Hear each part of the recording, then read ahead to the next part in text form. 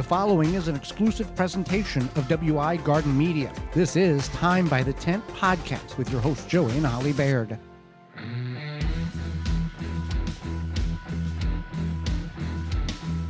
Coming up on the program, we bought land, and we're going to tell you what we learned in the process, as well as making the land you bought all yours and the techniques to help make it better.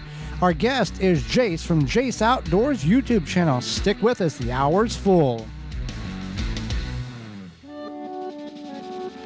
Welcome to Time by the Tent podcast. I'm Joey Baird. Next to me is my co-host, best friend, and camping partner, Holly Baird. This program is for the landowner, the camper, the outdoors person, to help you enjoy the outdoors a little bit more. Thank you for tuning into the program, Time by the Tent podcast. If you want to be part of the program, you can certainly give us a call at 1-800-927-SHOW. That's 1-800-927-7469. Or you can send us an email to TWVGShow. That's TWVGShow at gmail.com, and we will get the question answered that you send over. Well, we have some exciting news. We have bought land a couple of episodes ago, a handful of episodes ago. We had segment one about process in buying land and what we've learned. And now we are in the completion of that, of bought land. And we're going to go over what we've learned so you know more about it, because we've learned far too much about buying land in the last 2.5 months. You can say that again. Yes. But anyway, I am grateful for this process, I think, but that it's almost over. And which first of all, we bought land. I'll kind of give a little bit here. We bought land that's about 3.5 hours from our residence. The reason why we chose 3.5 hours, which was the max distance in which we had agreed upon prior to the looking at land, was because of the cost. Cost of land 3.5 hours away was essentially a fraction of what the same acreage would cost or does cost near our home. So we kind of went into this whole process going, we don't want MFL land, and we don't want National Forest land. And we got both of them after learning about the benefits and the financial benefit of both of those types of properties. So, a couple of things. One, you got to find out how much you can afford, whether you have cash on hand or you go through a loan process and they are able to provide you with X amount of dollar value that you have, and they lock you in with a percentile monthly rate and all that fun stuff that goes with it. So that's where we're at. We looked at very few pieces of land because the type of land we were looking for simply was not available. What does that mean? The type of land we were looking for was within our price range and as large as possible. Now, we could have, Holly, bought 25 different properties. That was 2, 3, 5, 8, 10 acre plots. right, but a lot of them were like bogs or marshes or whatever, very, very extremely wetland. And or when you get to that size, you've got neighbors very, very close to you. Well, that too. Then there was also lack of proper space. Mm-hmm. And so maybe we should talk about briefly why we wanted land. Yes. So this is something that you need to, if you are going to buy land, you need to determine your why first, and then think about your wish list or whatever you want to call it. So our why was because we wanted to camp, and we wanted to camp not around a lot of people. Mm-hmm.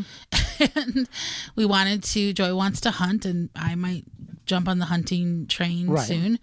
And then also just to explore, to hike, to have a place to go and relax. So you may think what we ended up with was almost 40 acres of MFL land in a national forest. So that, that's a lot. Just you drive 3.5 hours to camp on 40 acres when you could have bought 10 acres and camped on that 20 minutes from the house.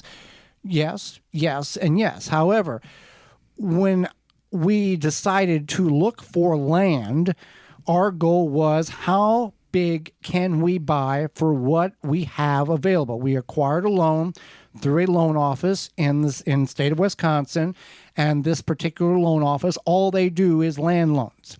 So because of that, the benefit on that end was we only have to put 10% down.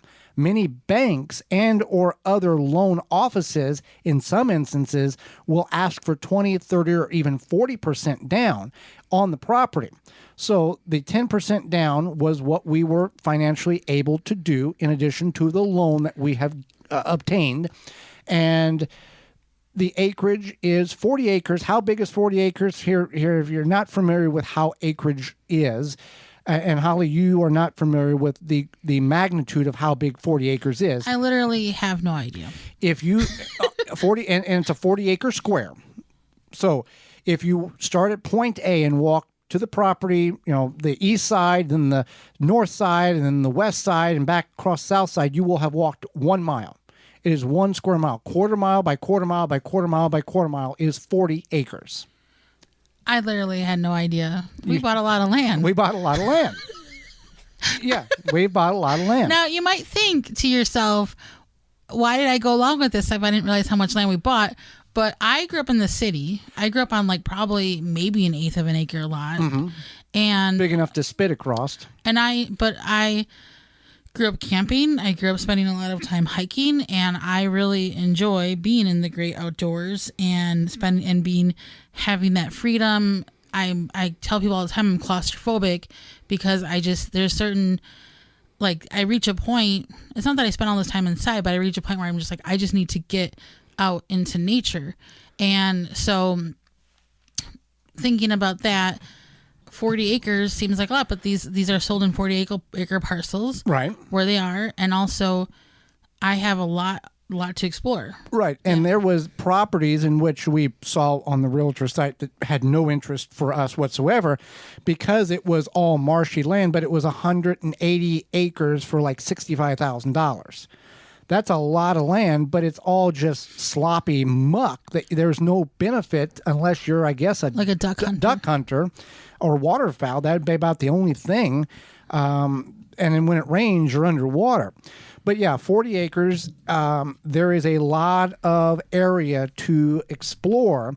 It's mainly pine forest, and it's in the MFL program, which stands for Management Forestry Law Land. Which is? So basically, it's a way to cohesively improve the ecosystem and keep the ecosystem going smartly. And you work with the Department of Natural Resources, and you get a huge property tax break. Most states have this program. There's a few that don't.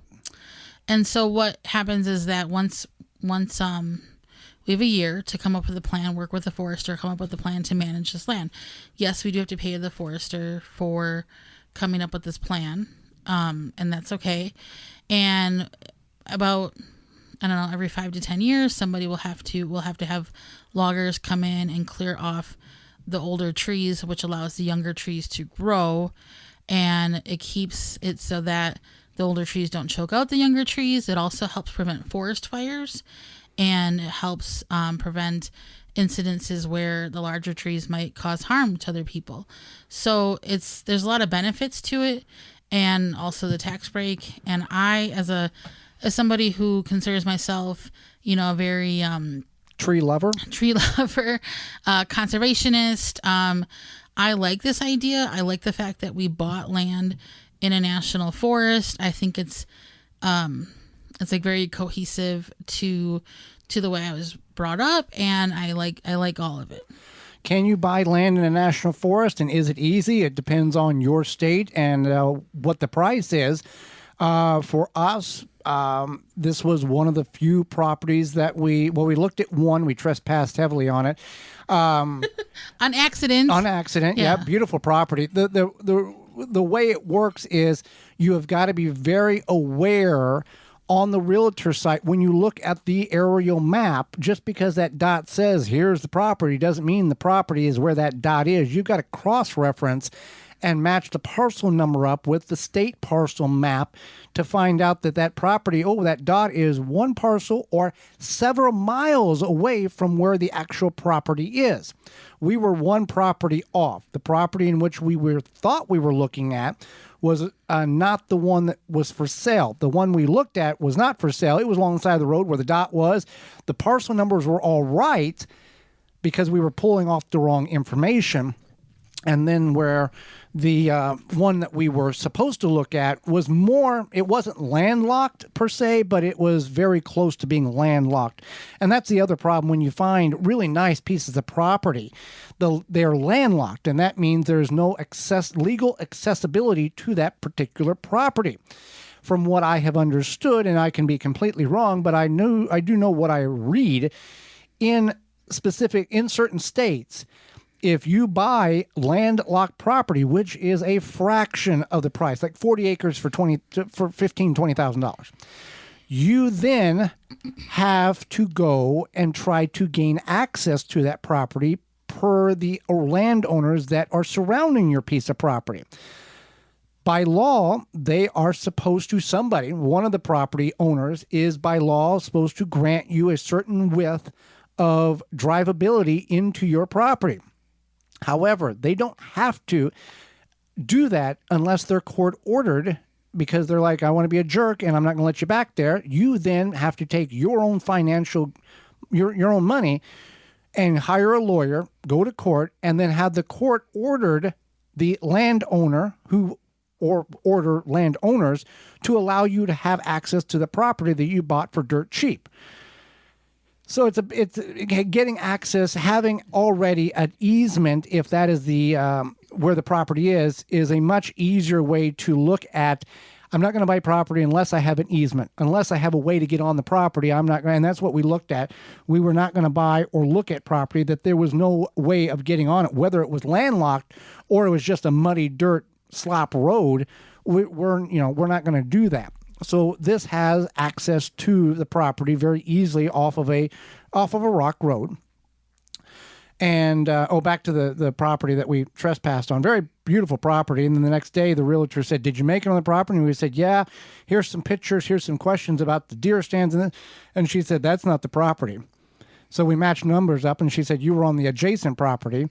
So she knew about it, and we kind of had all a good laugh. But it was an 8-hour round. It was a whole day wasted, an 8-hour. But we learned what not to do the next time. Right, and we had fun. It was fun. Yeah, it was fun. They had 25 inches of snow on the ground. Well, yeah, but it was like a little adventure. Oh, yeah, it's a. But we learned, and we can tell the story and laugh now and cry at the same time. But, and another reason people might ask, why? Okay, I don't want to deal with MFL land. Well, you can get. We thought that before. Yeah. And you can get out of the program. It's going to cost you. You do have to pay back property taxes. 10 years in the state of Wisconsin. It's 10 years, and it's not the property taxes that it's currently under an MFL. It's the real state property taxes. So, for 40 acres in MFL land or MFL property in the state of Wisconsin, you're looking at about $30 for 40 acres. When you pull it, then that's an open. And explain open and close real quick. Sure. So closed means that people basically cannot walk on your land, and open means that they can. And so we do have to change it from open to closed, which we can't do, unfortunately, until the beginning of the year. But at the same time, it's okay. There's so many hundreds and thousands of acres that if people see that there's already an established campsite, anybody that is respectful, they will say, "Oh, going to go to the next parcel that's MFL and try to scout a place to hunt there." Right. And so it's I think that in my experience, most people who are navigating the North Woods of Wisconsin are respectful of people's property and land, because nobody knows who's carrying what kind of gun. Right. But the closed, the open portion where people have access to it is about $30 for 40 acres. Closed is about $100. If you remove yourself from the program, you have to pay 10 years of back taxes at full rate. And then that yearly tax now on that 40 acres can be upwards of $600 to $1,000 a year. Yeah. So And and there's 25 and 50 year plans on this. So when we close our land, we don't have to pay. We just have to pay a fee. I think it's like $100 to make it closed. But if we remove ourselves from the program, that's what gets costly. Yeah, that can be several thousands and thousands and thousands of dollars. So what have we learned in this process? Well, I still agree that buying land is a lot easier than trying to register a boat in the state of Wisconsin from somebody you bought from 3 years ago that may or may not be dead. Okay. What? When I went to the DNR, in order to switch some paperwork around from the state I previously lived in, within 10 minutes, there was 2 people there that was trying to register or get tags for their boats in which they had purchased from in years past because they wanted to put motors on it. And there was more paperwork and more questions about who did you buy this from? And you need to have power of attorney if that person is no longer coherent, or if they're passed on, then their spouse would have legal ability to sign off on the boat in which you purchased so you can transfer the tags and over to your name. It was a mess. And when they walked away, I just said, good luck with your project. Right. Because they were frustrated and I was frustrated. Listen, but the DNR lady, she was telling them what the legalities was. She wasn't making up or trying to frustrate them. It's very, very difficult. And that's a word to anybody that's buying a boat. Just get the tag switched over and get everything switched over and be done with it right at the point of purchase. So we had a couple of real estate agents in which we worked with. One was local, and we weren't getting the answers for the questions that we had. And it wasn't her fault. No, she was very aggressive, and that's what you wanted on Fighting For You. But because she was not in the area or close to the area in which these land properties were located, she was basically, in her words, not in the right clique. And they weren't taking her serious because she was so far removed from the area. So she referred us to our current real estate agent who has navigated us through some of the things. And you've made, and I'm joking, but you've made friends with the DNR because of all the times you've called about MFL and what we can and can't do and the requirements that it is. And the real estate agent was very pleased with us and liked working with us because he doesn't have to educate us every time we make a phone call about what we want to do. We already know what we can and can't do, and there's paperwork and more paperwork. Right. And you might think to yourself, okay, the DNR is a government-ran organization, and I don't want them involved in my land, and blah blah blah blah blah. And yes, they allow us to be on the land, right, and hunt and fish in all the states that all of us live in. Because of them, that's why we can hunt and fish. Right. And that's the thing, is that I have made friends with the DNR for a very long time, pretty much my whole life. And this is our decision. So if you want to buy land that does not involve the DNR, by all means, go ahead. But Joey and I are not getting any younger. And this is our dream. And this is what we wanted to do. So sometimes when you want to accomplish something or you want something of your own, you have to look past. I don't think anybody always buys the perfect house right away or whatever. And definitely, a lot of things in life, it's not going to be exactly perfect, and the government is involved in everything. So, it doesn't matter if it's your land or MFL land or whatever. And as somebody such as myself who likes to be part of nature and respect to nature, it's okay. It's fine by me. Right. And we have learned a number of things. If we knew prior, would we have changed? Not really, because what we have learned hasn't greatly affected the end result of the purchase of land. We like the property in which we purchased. Is there things in which we would rather have instead of what we've got? Absolutely. Everybody has that. But we have to be selective with what's available, what our loan allows for, and the time in which the loan is still available, because there is a certain time frame in which the loan office will only extend the loan out so far. Right, and it's also interest rates and things like that, and what we can afford. No matter what you do, you're going to lose money. Yeah, what you can afford monthly, yada, yada, yada. Like, there's a lot of realities there, and we had to figure out what would work for us financially. And we live a pretty simplistic lifestyle, which is good because it means that it lightens our financial load. You save pennies on the front end, so you don't have to fight to save pennies on the back end. Right. And so, but these are all choices we make, just like some people choose to travel a bajillion times a year to foreign countries. We want to live here and drive 3.5 hours to our land, and that's our choice. So if you are in the process or thinking about buying land, you can certainly reach out to us at twvgshow@gmail.com. And we are not realtors. We are not lawyers. All we can do is offer you our opinion and our experience in order to provide you with more information than what you have now, so you can better utilize the opportunities or get the knowledge in which you need in order to make the best decision for your property. When we come back, it's about property again. We're going to discuss making your property your own. You're tuned in to Time by the Tent podcast.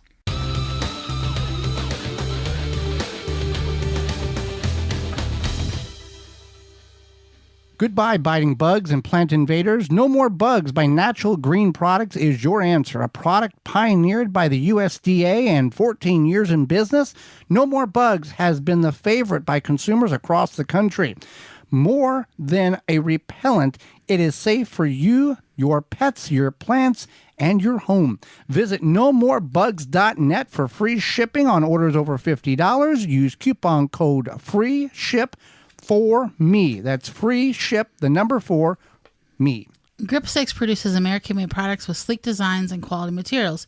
Based and manufactured in Utah, they have a high quality and durable products to last a lifetime. They're built beyond tough. Their wool socks come from the Rocky Mountains, and even for the most sensitive toes, these socks are made for everyone. High quality wool socks make a huge difference for happy feet. You can wear them around the house, daily, to the outdoors, to the garden, etc. And we are glad that we made the switch ourselves because they are incomparable to any other sock we have worn. Designed and manufactured in-house for the best results and quality every time. When you purchase from Grip 6, you're supporting long life cycle products and American-made manufacturing. Check out their belts, wallets, and socks at grip6.com and coupon code radio15 to save 15% off your order at grip6.com. Fleet Farm is your one-stop shop for everything you need for your next big fishing trip. Check out their huge selection of gear like rods, reels, exclusive lures, and more. Shop top brands like Rapella, Berkley, St. Croix, and Clam. Plus, you can even pick up live bait and get your fishing license right there at the store. Before you hit the water, make sure you get a bite with help from Fleet Farm, your fishing headquarters. Wind River Chimes creates a symphony in any space. Chimes that are inspired by nature and designed to make the natural world even more inspiring. Music speaks to everyone. Individually handcrafted in Virginia for over 35 years and hand-tuned for exceptional precision and lasting beauty. Because in life, the winds of change are always moving. But no matter where they carry you, Wind River Chimes is always inspiring harmony. With a large selection and customization options, you will find the sound that soothes you. Visit windriverchimes.com to find out more. Welcome back to Time by the Tent podcast. I'm Joey Baird. I'm Holly Baird. There you go. You know who you are. Yeah. Hello. I can't hear myself. Oh, there you go. Hello, I'm Holly Baird. Yes. Thank you for taking time to watch the program on our YouTube channel, Time by the Tent, or downloading the program. We're going to talk about, in this segment, making the land in which you've bought your own. Now, that seems kind of counterintuitive. Yeah, I bought land. Why wouldn't I make it my own? I don't know why you wouldn't. Why wouldn't you make it your own? Well, we're going to talk about some of the ways we're going to utilize the land in which we've purchased and how we can customize it and take what is raw land and how we can conform it into more of a usable land for our purposes. So what is the purpose of our purchasing land? It is to hunt. It is to camp. It is to hike. So with that being said, this is 40 acres of absolutely raw, thick forest land, pine forest in most of it. So in order to create a way of changing it or utilizing it for the best of our ability is we're going to have to create trails. in it. Now, the trails will hold twofold in this application. One, so we can walk through and observe the property. But secondly, it will create travel lanes because animals travel in the path of least resistance, or create funnels for potential areas of tree stands or hunting because the deer or turkeys or whatever animals are going to funnel in those least resistant pathways. So then we can set up, not baiting them, which is illegal in most states, but providing just a natural funnel for them and then taking advantage of what we've created. We've gotten 40 acres, which is 1 square mile of forest land. So there can be a lot of trails around the perimeter or through, or different ways of being creative in that manner. Absolutely. And also it just provides a fun project because I want to map out the trails. And I'm kind of a map nerd, geography nerd. So it's something that would be fun. And then at some point our niece and nephew can come to the land and we can have a map and, hey, where are we going to go today? So yeah, it's a lot of fun. Now, this is in the North Woods of Wisconsin, so that is black bear country. So we have prepared ourselves.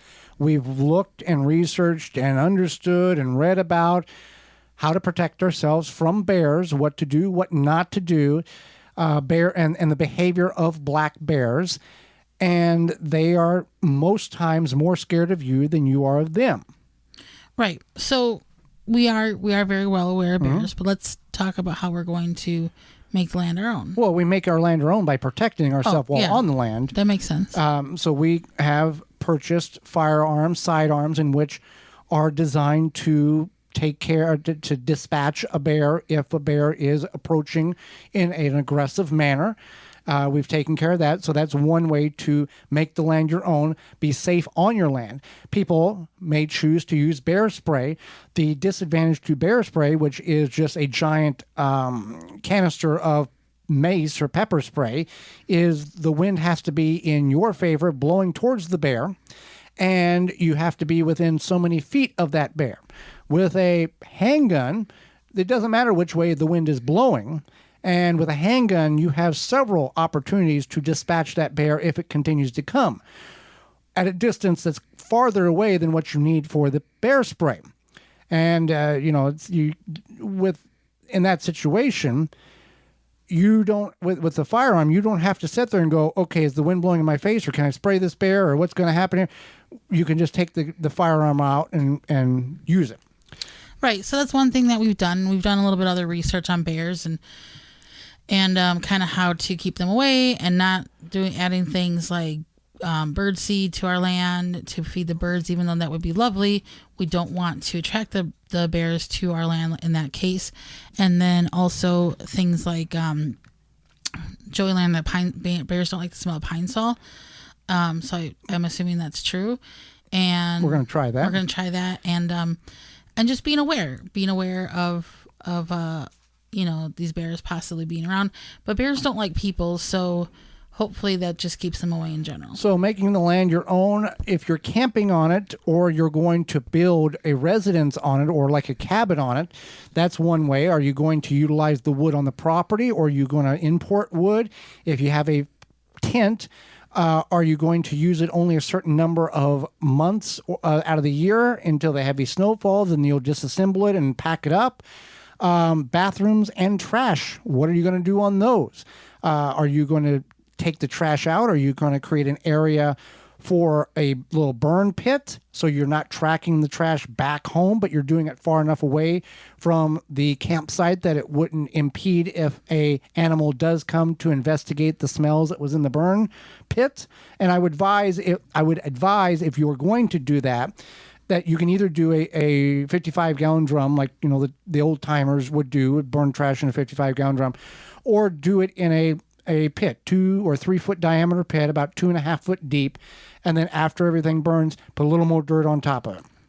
So it's out of the way, and you don't have the eyesore of this barrel, but you're not tracking the trash back in your vehicle hour, 2 or 3 hours back home. You can just dispose of it right away. So then there's the fun things like maybe some sort of creative lighting, whether that be like string lights, LED lights, Lanterns. LED lanterns, yeah, even kerosene Yes. lanterns. Floodlights are an option.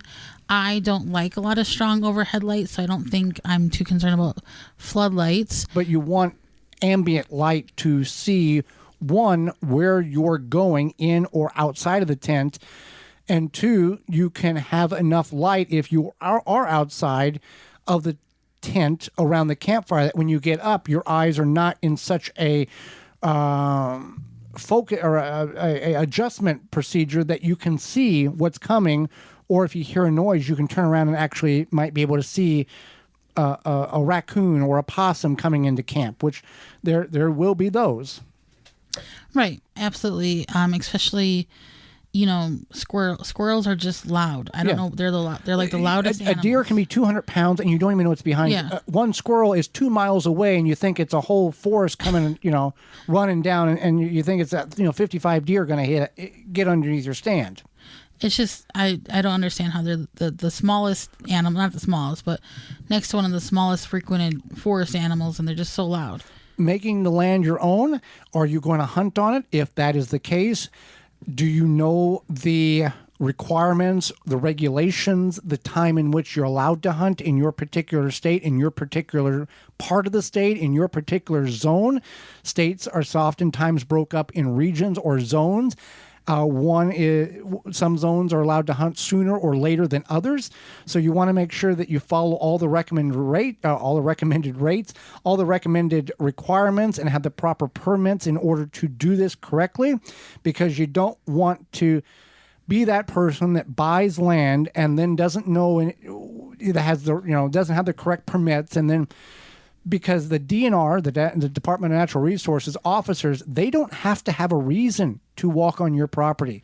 If they think that you are hunting, they have the right to access your property, to check your permit and weapon to make sure you're following all of your state or local laws in order to do it safely and protect not only yourself, but the wildlife in which you are hunting. Yeah, absolutely. And that's life in the big city, or I guess not in the big city. So there's lots of ways to personalize your land, or even something maybe security. Even something like you mentioned the toilet. Yes. Even like a shower type thing, or a place to clean up, wash up. Shower pad. Yeah, shower pad. Things like that. So yeah, security, whether you have the ability to have electricity, or if it has no electricity, whether you're using some type of cellular trail cam. One of the deterrents that may be most beneficial is having a sign that says under video surveillance, whether you have it or not. Sometimes people whom are interested in trespassing think twice when they see a sign like that, because typical security on property that is wooded, you can't see the camera like you can in the corner of Walmart. Right. That's very true. And there's like these, camouflage. Yeah, cams, things like that. And everything is so small these days because of technology. Like, you don't even know a camera. Also, just because maybe you're walking land and you don't physically see somebody, there's human camouflage too. Yeah. So, yeah. And how far, and whenever you're setting up for a permanent tent or structure, the proper distance of a campfire away from it to keep embers from flying up in the air and landing on the structure or the tent. You want to keep a safe distance. You want to be aware of that. Keep things in, if you have food and you're in bear country, to do that properly at the correct times of years, to store it correctly at night when you are going to try to sleep and not want to wake up next to Smokey in your tent. Right. Yeah. Things like that. Being smart about the wildlife that could come looking. Yeah. So there's a lot of ways to customize your land there's things about, bathroom, shower, security, surveillance, knowing what is beyond your property, where is not only, and that kind of goes full circle, customizing your property to make it what your dream is, but also kind of knowing what's around your property too.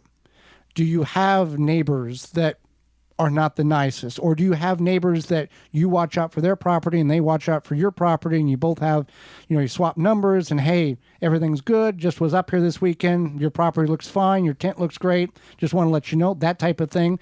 That's the neighbors you want. But also with caution that they're not too neighborly. Right, but it doesn't hurt to, if you bought a new piece of property, introduce yourself if they are present. Hey, we bought this property, we're your neighbors, just want to introduce ourselves, blah, blah, blah. And, so you're not, so you both know that neither one of you, so you both know that you're both supposed to be there. Right. Yeah, that type of thing. Yep. Anything else you want to add? No, just, make it your own. Make it your own. Hang out with us when we come back. Jase from Jase Outdoors YouTube channel. We're going to talk hunting, shed finding, and what you're doing wrong that's ruining your deer hunt. You're tuned in to Time by the Tent podcast.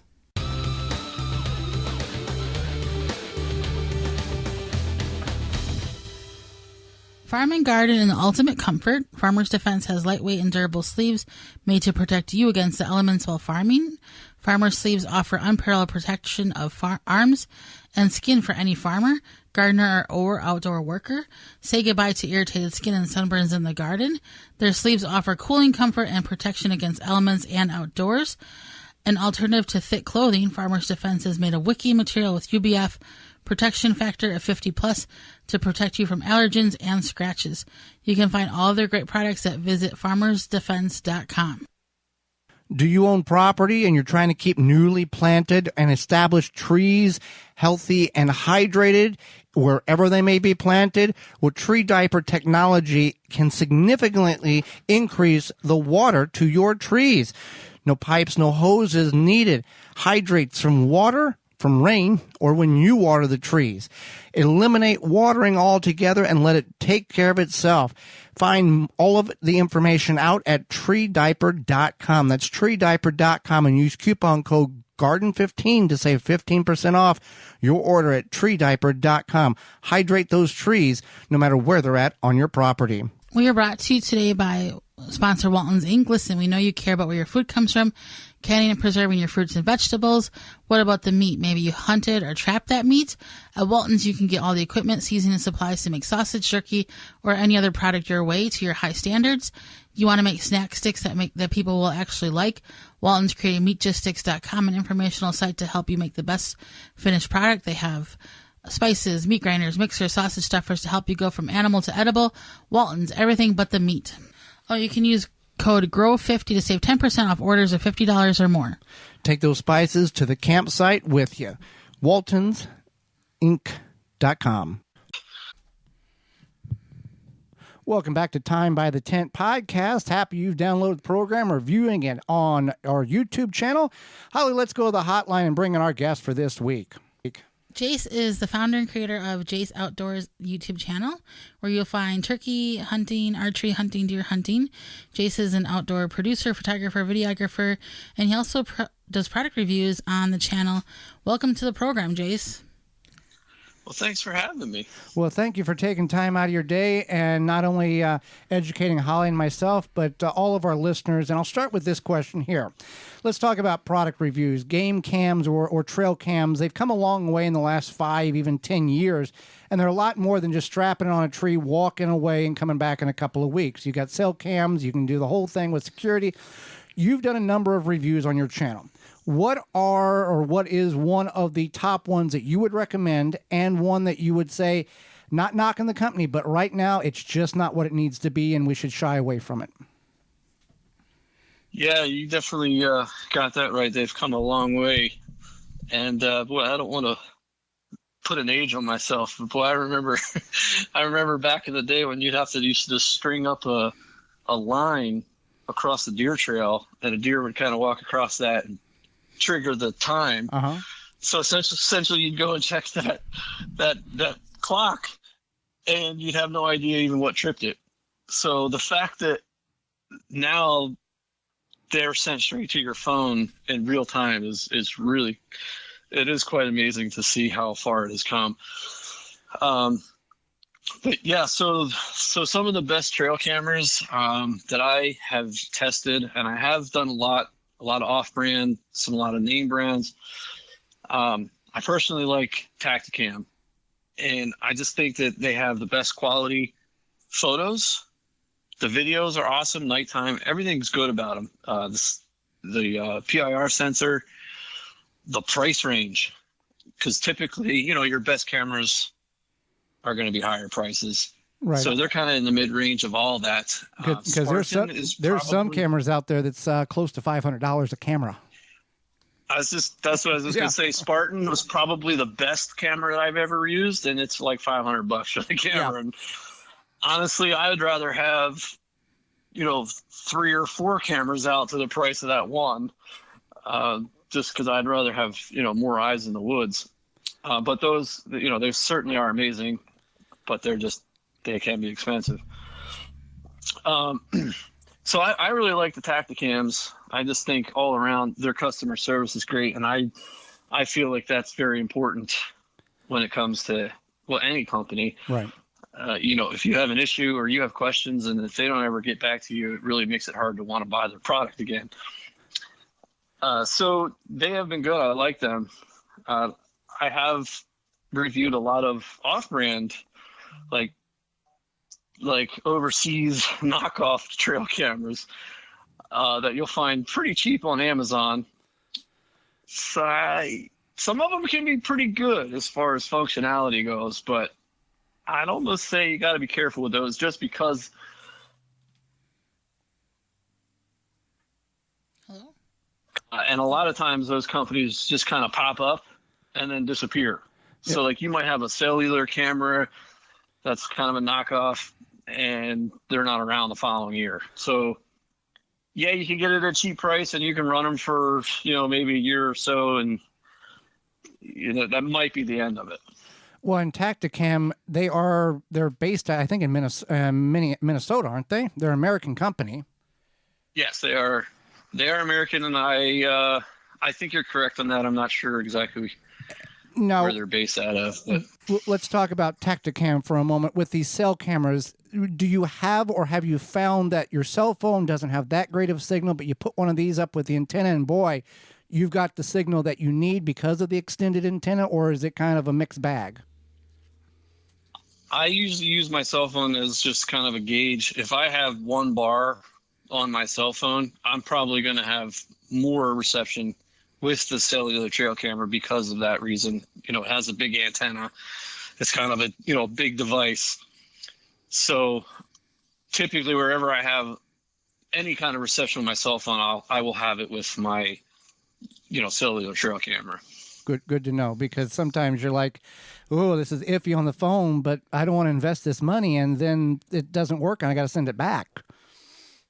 And now some of the companies that are putting out these trail cameras have, like dual antennas where it'll use, Verizon and AT&T. So it won't matter what service is in the area, which is really nice, because sometimes you got to know what towers are in your region for your cameras to work. Now they're kind of making them, run off of different companies. So it just keeps getting better. Right. And for our listeners, just to be clarify, it doesn't matter what cell company you have on your cellular device. This is through the company of the trail camera, and you buy a service or so many megabytes or photos through them. It doesn't matter what network you're using. Correct. This has nothing to do with your cell phone whatsoever. It uses the same towers, it's basically the same internet towers. So, there's like the data service that can be a lot less than even what your cell reception can be in some areas. And of course, as hunters, we're sticking our stuff out in remote areas where it seems like I never have cell phone reception. So, but they're getting better when it comes to service as well, like reception. Fantastic. So a fun activity in late winter and early spring is shed hunting for white-tailed deer antlers. Is there a trick to finding them, or any helpful tips maybe where you can find them? Or how? Yeah. Yeah, it's a good way to get out, kind of that late winter, early spring, just to, you're stuck inside all winter just to get out and go look. But really it comes down to having to pay attention to where your most deer activity is, especially like bedding areas. If you have a hard, snowy winter, they're going to be bedded up a lot. And then from there, they're going to food sources. So if you can sort of identify those two areas or one of those two areas, that's where the deer are going to be hanging out. That's where you're going to find sheds. It's just getting out there and, getting boots on the ground and doing a lot of walking, looking for them.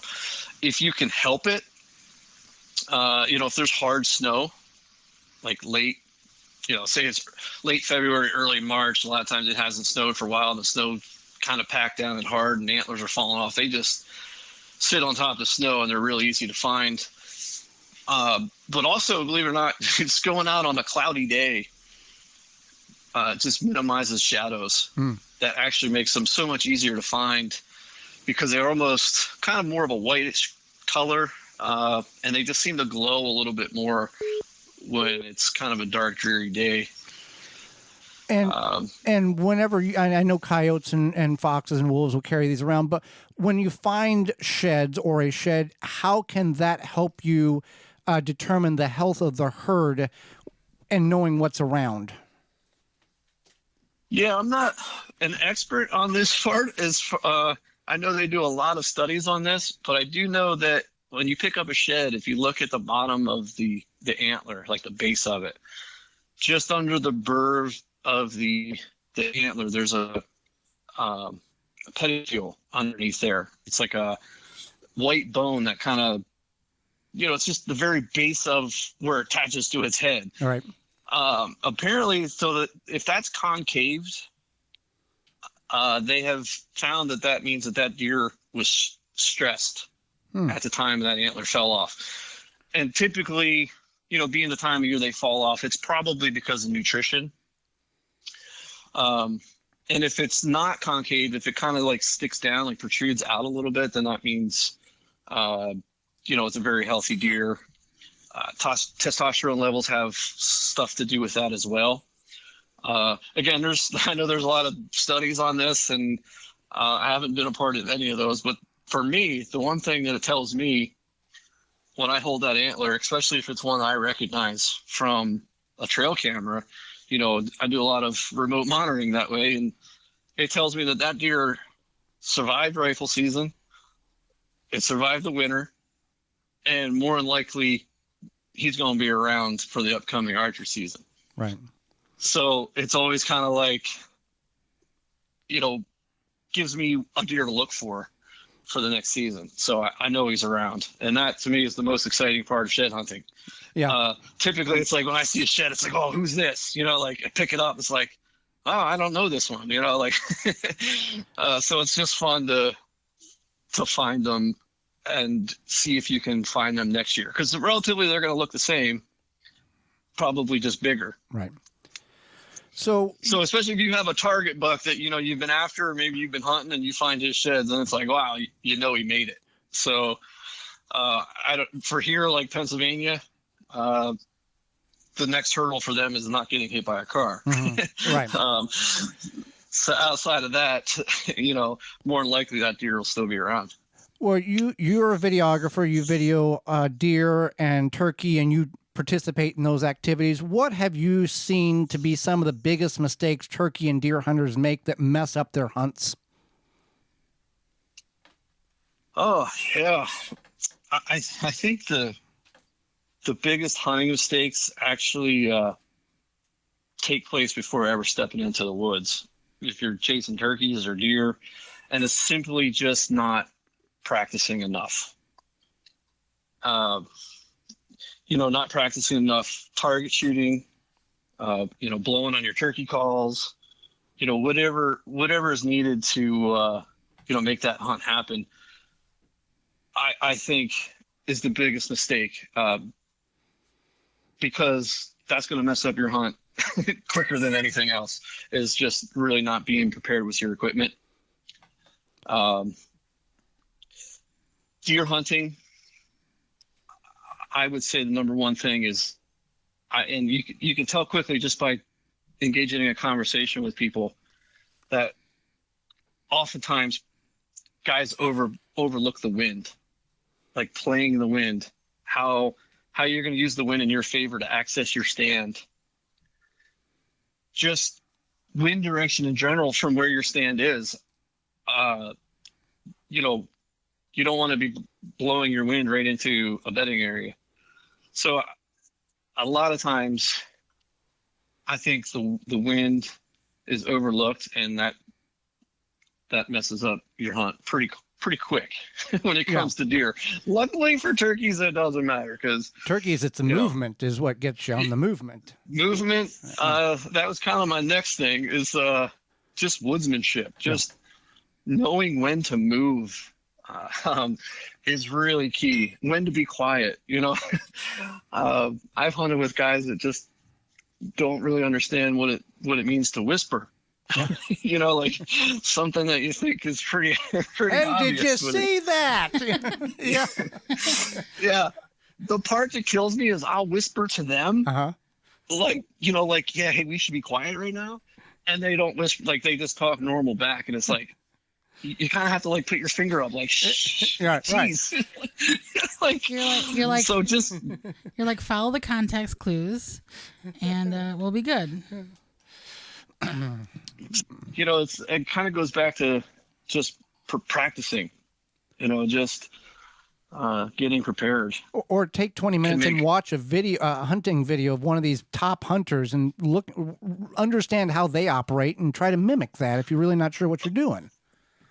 Oh yeah, today, you're blessed with the internet, and there's just more information than you'd ever be able to learn on there. And so there's enough out there to definitely get a sense of, what to do and what not to do. And whenever you experience that, you instantly know that this person, it's either they are dead serious about what they're doing, or they really just doing it because they think they know what they're doing. Exactly. Yeah, you can tell pretty quick just in conversation.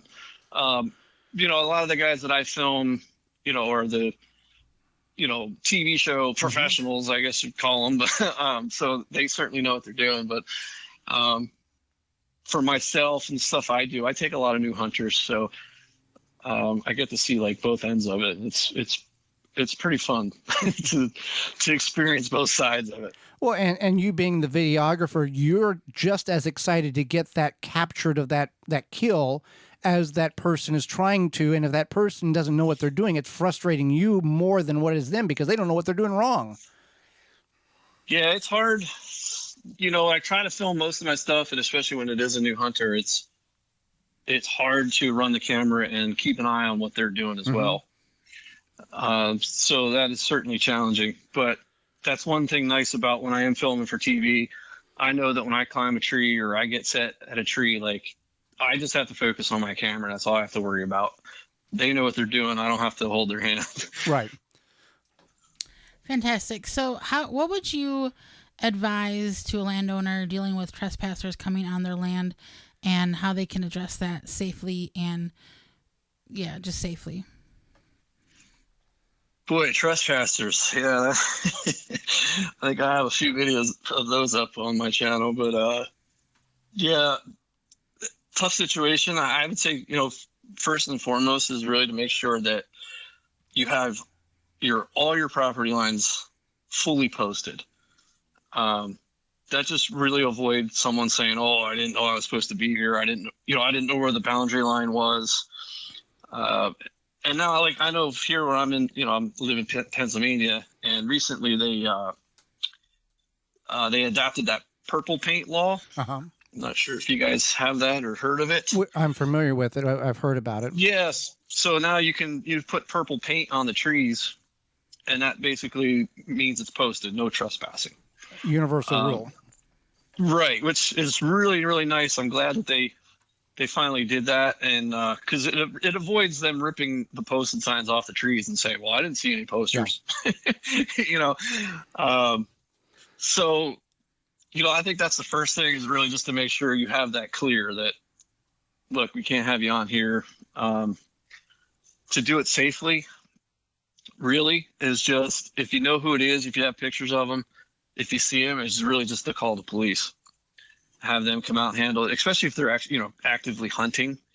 They're carrying some sort of weapon.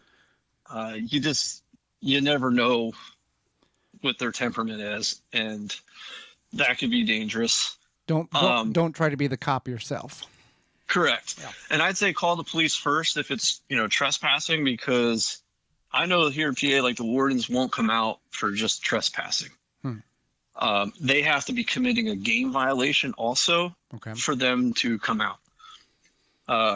So I'd say call the police, let them handle it. If you can see that they're committing some sort of game violation too, you get the wardens out there, and they'll take care of both ends. But typically, the police, even if they have game violation, the police will still call a warden in to get them for whatever they're doing wrong.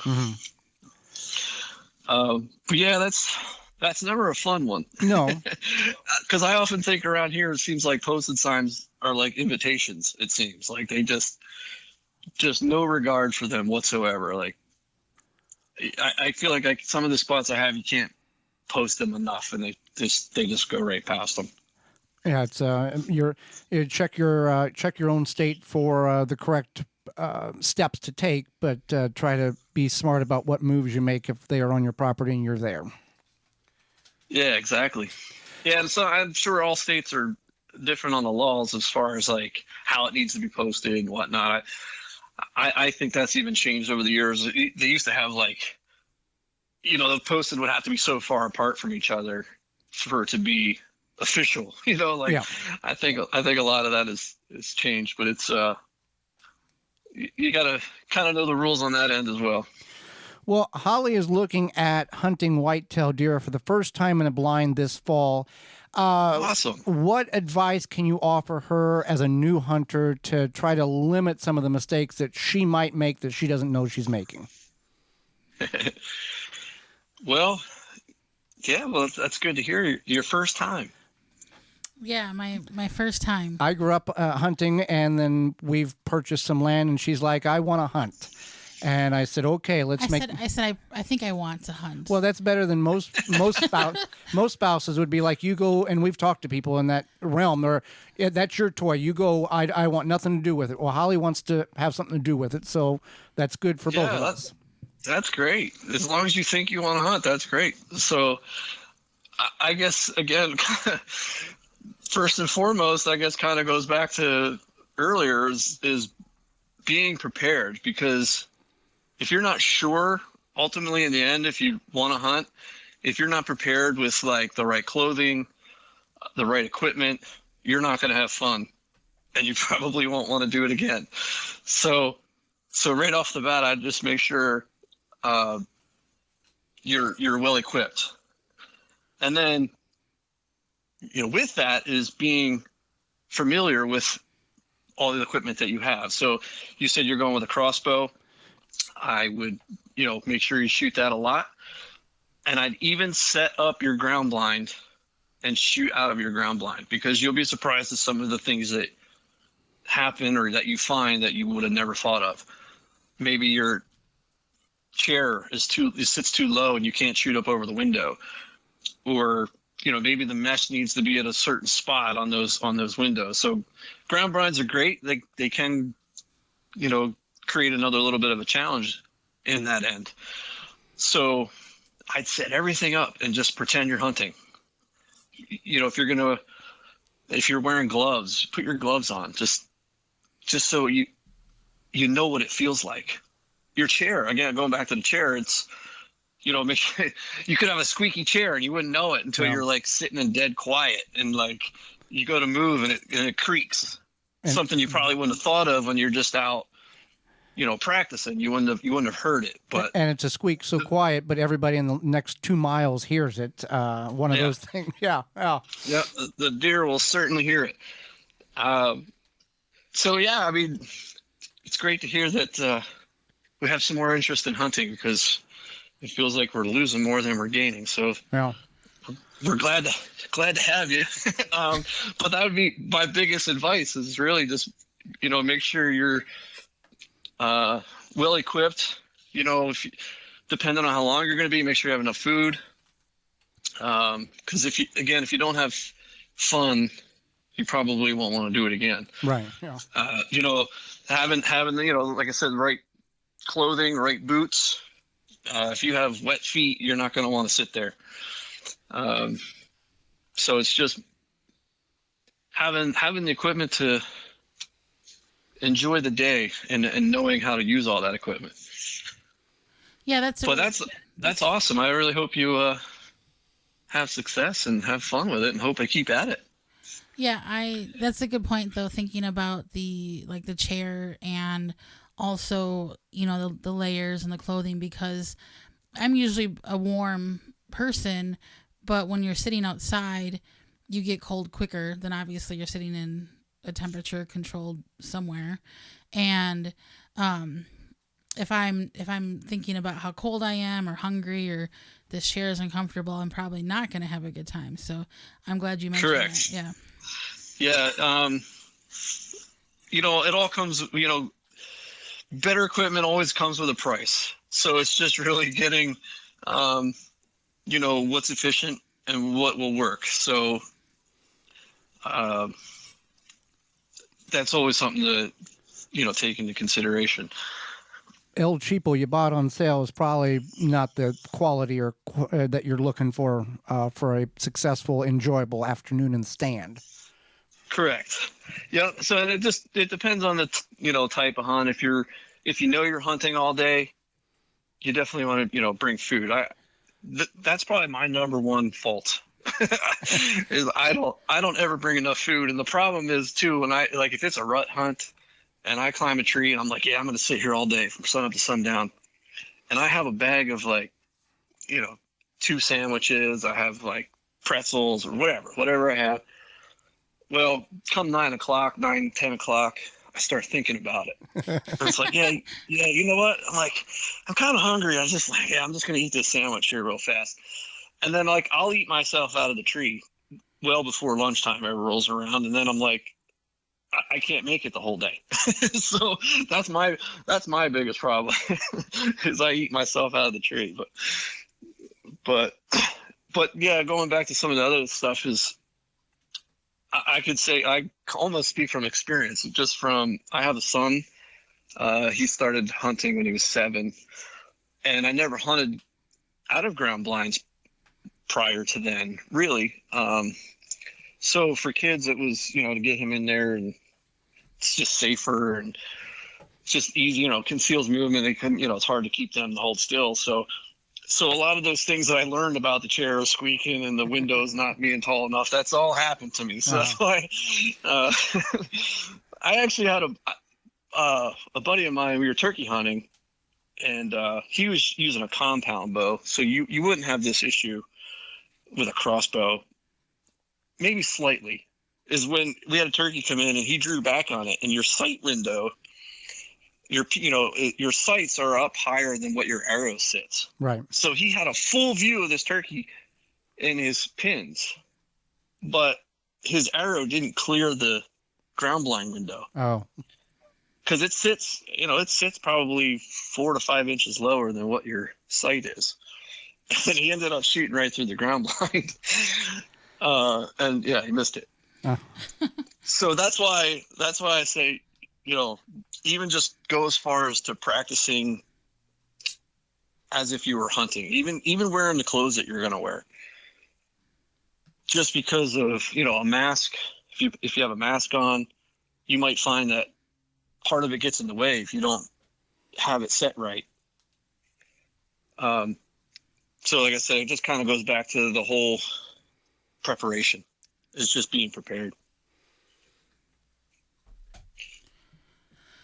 So with that being said, when you are filming hunts, is there one animal that you would like to film that you have not been able to get filmed?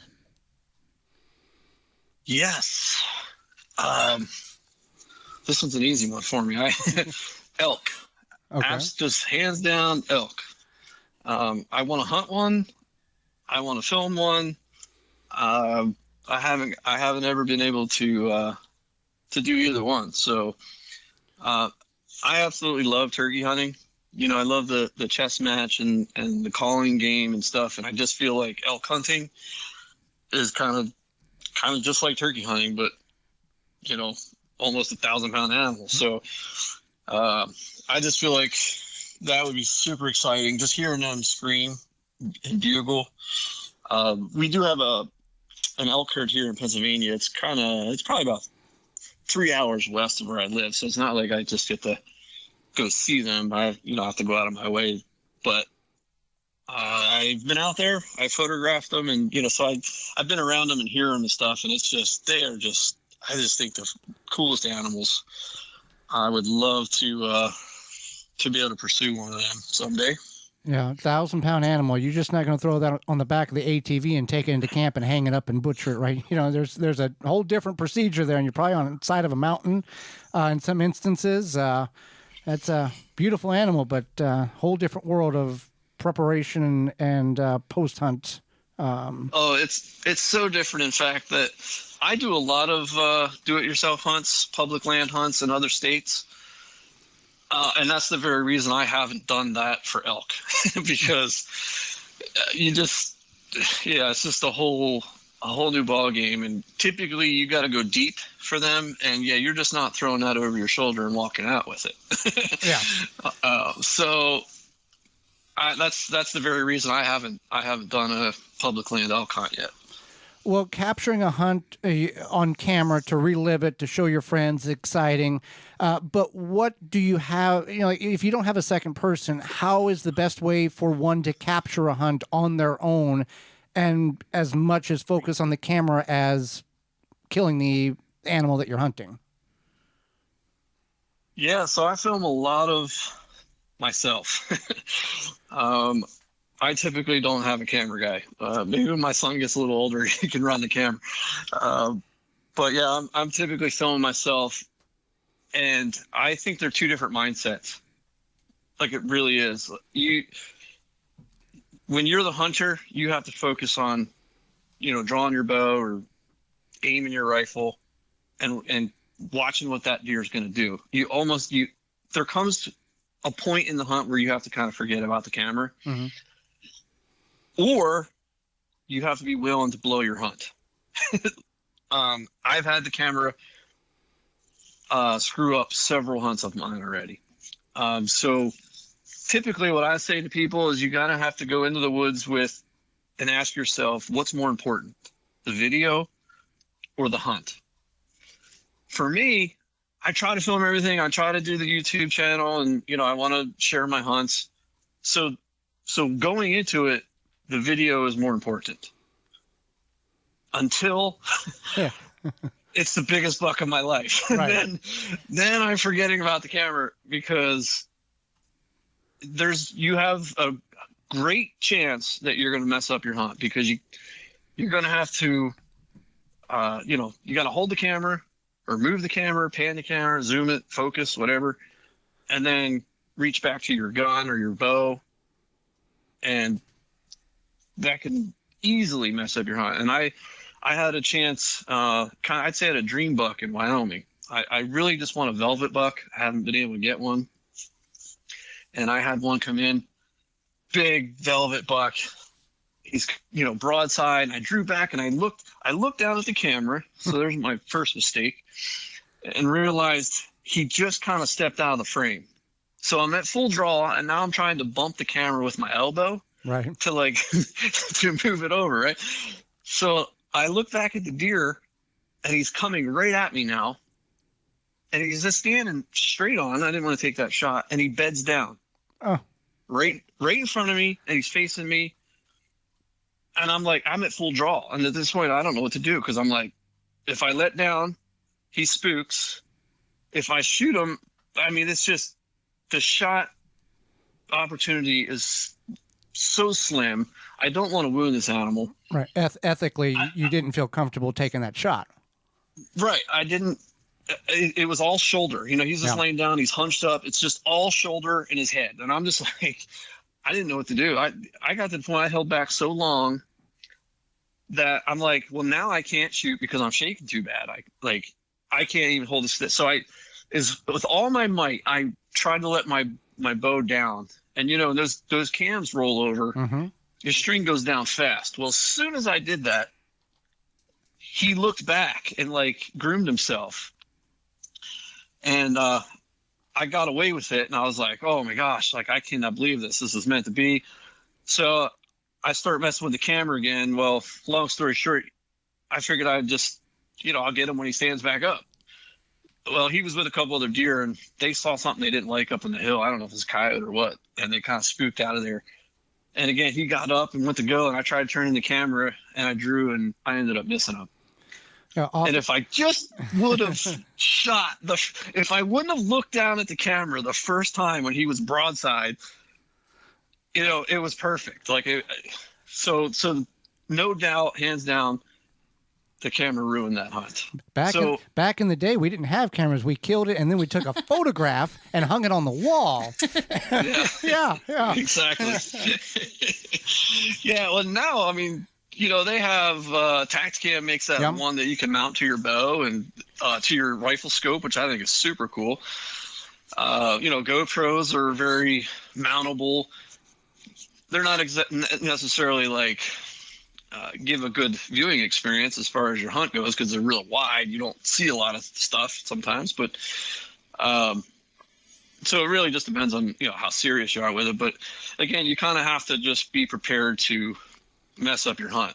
I have a video on my channel where I had to ditch the camera because I had messed up so many hunts, and like I said, it was the biggest buck of my life here in Pennsylvania. He was an absolute giant. And when I saw him and he made a move towards me, I abandoned the camera. Mm-hmm.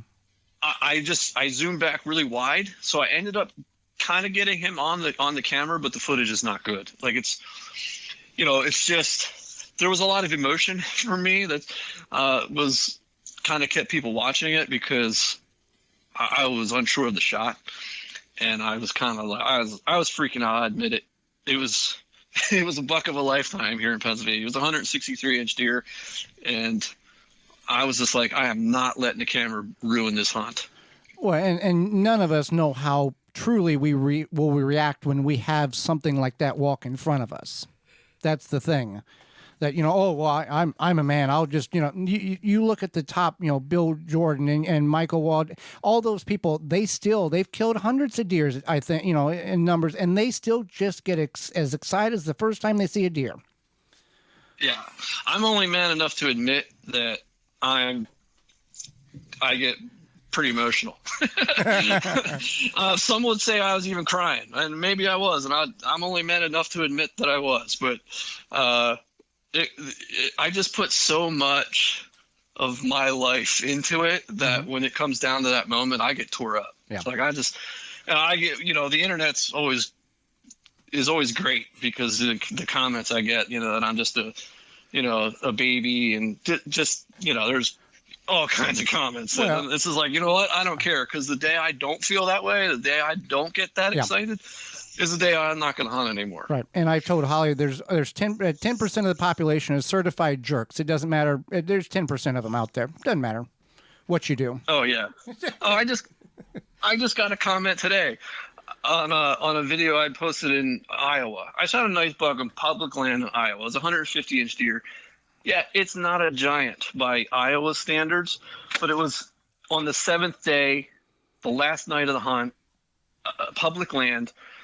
And it's a respectable deer, but this guy was like, oh, that's not what guys go to Iowa for. It's like, I just got that today. And you want to say to him, show me all the bucks that you've killed, sir. Let's talk. Well, his YouTube handle was called Deer King something. So I got that right away, just like he's better than everybody, I guess. Well, But it's just like, because again, there again, I hunted so hard and I put so much time, and it's it took 4 years to draw that tag. Yeah. And it's public land, so I'm doing everything the hard way, and it came down to the last night, and I was just beside myself. Like I was so freaking excited. And you're exhausted too. Yeah. Matter of fact, I was so exhausted, I couldn't even climb a tree that night. I was so tired from trying to film and doing mile-in hikes. I was so exhausted. I'm like, I don't have the energy to climb a tree. I ended up sitting on the ground, and I killed him a half hour before dark. So I lost it. Like, I was so pumped. I mean, I probably get more excited than the average hunter. But again, to me, that's just, if I don't get that excited, then I'll start to worry. Yeah. Well, Jase, we appreciate the time you've offered. You spoke about your YouTube channel. How can people find you on the World Wide Web and view your content? Yeah, my website is jaseoutdoors.com. It's JASE Outdoors. And then it's all the same for Instagram. It's at Jase Outdoors. YouTube, it's at Jase Outdoors. Facebook is a little different. It's Jase Hunter Outdoors. Facebook, I had a video I posted about a year ago of a turkey hunt on there. And I guess you could safe to say it went viral. I've reached over 70 million people with this turkey hunt. And going back to the comments, I bet you every single day I get some sort of hate mail from Asia, the Middle East. Like, it's going worldwide. It's pretty interesting, to say the least, of the people who have reached out to me on this video.